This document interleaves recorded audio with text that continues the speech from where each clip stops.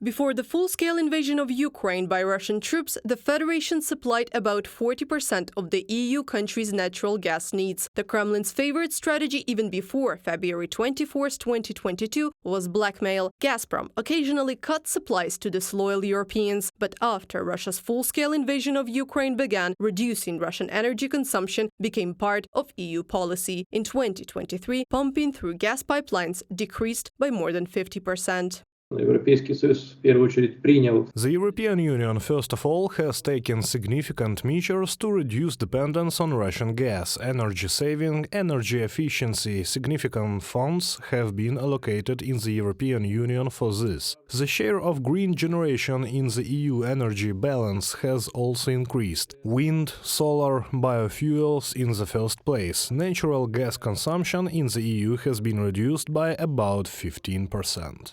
Europe has managed to hold the enemy market and avoid shortages. As a result, the gas price in the EU countries is now $300 per 1,000 cubic meters, whereas according to the forecast of Dmitry Medvedev, deputy chairman of the Russian Security Council, it should have cost $5,000 per 1,000 cubic meters, meaning that gas is now 18 times cheaper than Russian authorities promised the Europeans.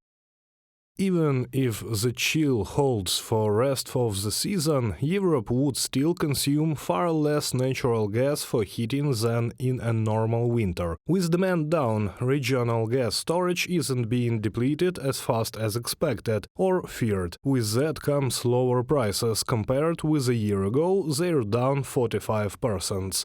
Javier Blas, Bloomberg energy expert in LinkedIn.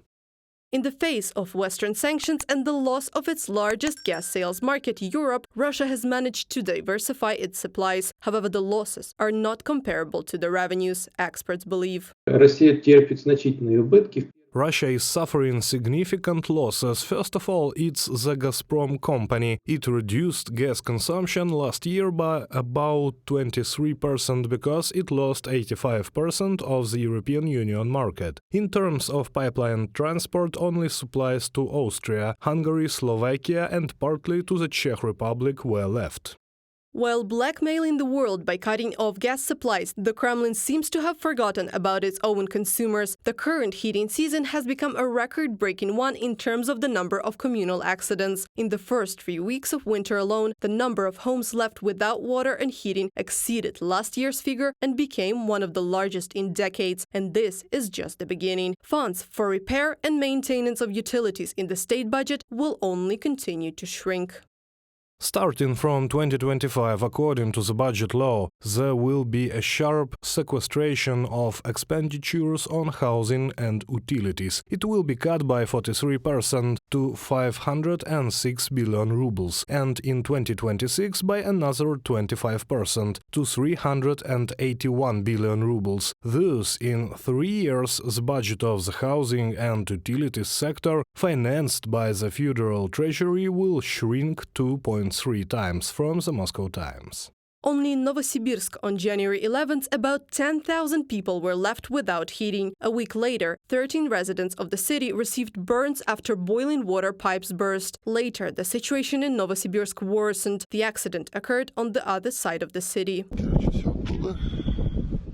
At the same time, the attempts of local residents to achieve justice failed. The Novosibirsk authorities have for the second time denied citizens the right to go to a rally. The mayor's office considered it a threat to the constitutional order. Reported by Anastasia Tarnavska, Larisa Zubenko, UATV News.